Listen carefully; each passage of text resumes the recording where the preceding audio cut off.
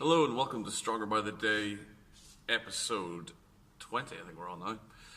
Today, it's going to discuss quickly a question that I had from IM asking why bodybuilders seem to favour failure quite a lot, whereas powerlifters don't seem to utilise it so much in their training, or why failure is seen as something that you want to avoid in powerlifting and strength training. So the reasons for this are quite complex if you want to get into the physiology and what happens on a cellular level, which we will skip for the sake of brevity. We'll talk about it in general terms so you come away with an understanding. So basically, when we train to failure, whether it's with a heavier weight, a moderate weight, or a lighter weight, a lot of studies have shown that training to failure versus other similar volume loads or even higher volume loads can show a better gain in cross-sectional area or a better gain in muscle size. Also, a lot of the things that happen in bodybuilding that involve training to failure, such as forced reps, negatives, spotted reps, involve a lot of eccentric activity. So another phenomenon. Another thing that's been shown in research is that the eccentric portion of the lift actually causes a lot more muscle damage, and this also has been shown to induce a higher hypertrophic effect. So it's been shown to increase muscle size larger when you compare concentric only training versus eccentric only training. So there are a number of things happening here on a metabolic level. So there's a lot more metabolic stress that happens when you go towards failure, and one of the outcomes of this, or one of the benefits, or one of the outcomes of this, has been shown that there's a preference, or there's a greater hypertrophic, or there's a greater increase in cross-sectional area, or there's a better outcome in terms of muscular size. So in terms of training for size, failure can be a time efficient and even a superior methodology for bodybuilding. Some of the negative sides of that for training for size are a far greater increase in DOMs, a lot more muscular soreness, stiffness, tiredness, which obviously hampers your ability to function on a day-to-day basis.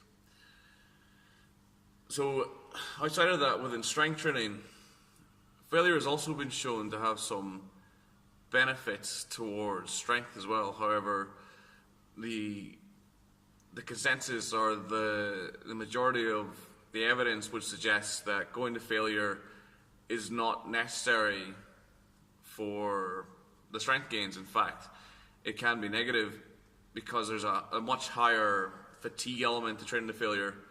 You can perform two routines, one routine where you're not training anywhere near failure, but your volume load or your volume is much greater. So you perform a much greater volume through the week. This can have a lesser fatiguing element than a session or a program with a lower frequency that involves a high element of failure, that involves muscular failure, concentric failure, and even eccentric failure, force reps, so on and so forth, because these escalate hugely the inflammation response, the metabolic response to training. They also have a huge neurological response as well. If you have ever took a squat or a deadlift to failure, to absolute failure, and then tried to deadlift the next day or to squat the next day, you'll notice that you're massively fatigued, massively sore, stiff through the joints, and that your performance from day 1 to day 2 is greatly decreased, like hugely decreased. Where if you were to do, let's say for example, let's illustrate this with an example. So let's say workout 1 is one all-out set to failure at 85% of RM. So let's say you squat 100 kilos just for sake of easy math, and you squat 85, you warm up, you squat 85 all out, maybe you get 8 reps or 9 reps, you really push the boat out and get like a 2 rep PB, or you get a 3 rep PB. You've produced an acute performance, or you've produced a large amount of acute stress with that performance. You've pushed your envelope, you've produced something you weren't capable of producing before from that set. You then accrue a huge amount of neurological stress because, due to size principle, because you're training to failure, you're going to innervate, or you're going to recruit all of the muscle fibers involved in that movement. Not through just gross force production, but because you're fatiguing muscles through repetition, and the fatigue of those repetitions, eventually you're going to recruit pretty much everything you got. So from that standpoint, you're going to have a very large neurological effect. You're going to have a large metabolic effect because you're taking the muscles to failure, or at least some of the muscles to failure, whether it's quads, the glutes, the lower back, whatever the muscles are, they're going to give out concentrically. And in the extreme cases, they might give out eccentrically if you have spotters to help you keep going.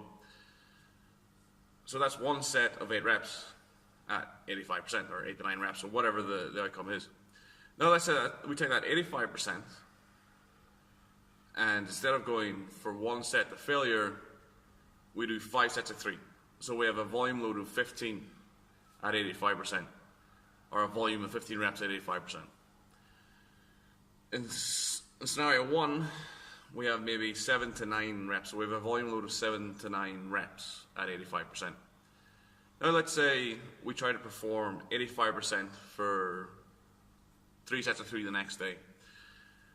Lifter 1, or in scenario 1 where we went to failure, they will find that very, very difficult because they'll be sore through their knees, their hips, their lower back, and they'll have taxed all those muscles maximally. They've overreached those muscles, and as a result of that overreach, of that overextending, the muscles are sore, the movement's going to be jarred, your technique's going to be worse because you took up a lot more fatigue then.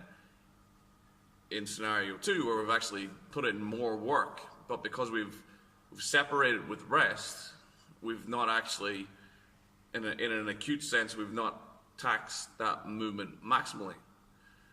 Since we haven't taxed that maximally, it will still be sore and stiff the next day because we've done a high workload. But in scenario 2, we're going to be much better off. Our muscles are we'll be able to warm up much easier. Our movement will be better because we haven't taxed the movement maximally. Our muscles will be in a better state to perform because they haven't been asked acutely to produce a maximal performance. So in terms of strength training, it's actually more preferable or more beneficial to stay away from failure most of the time, because we can practice the skill more, we can do every rep with a better execution, the skill learning involves better, and ultimately we're able to produce a higher volume load through the week, which for strength is a much better way of producing a better 1RM outcome. Whereas for bodybuilding, because there's a lot of muscle to hypertrophy and only so much time to do it, you might find it's better to invoke something like dog crap, where you go to failure on large multi-joint exercises 3 times in a week, 4 times in a week, and that you're producing a large physiological stress multiple times a week. So it takes the muscle, say, 72 hours to recover from a high stress load. So you can do something like a bench press on a Monday, and then by Thursday you're using our exercise rotation, so maybe shoulder press, incline press, and taking that to failure. But also on things like dog crap, you'll do the concentric failure, then you'll do with spotters, and then you'll do eccentric. So you'll be doing a lot of, you don't only be doing failure training, but you'll be doing a lot of forced reps and eccentric training. So you're producing a lot of muscular damage, you're producing a large adaptation stimulus for size, utilizing that method.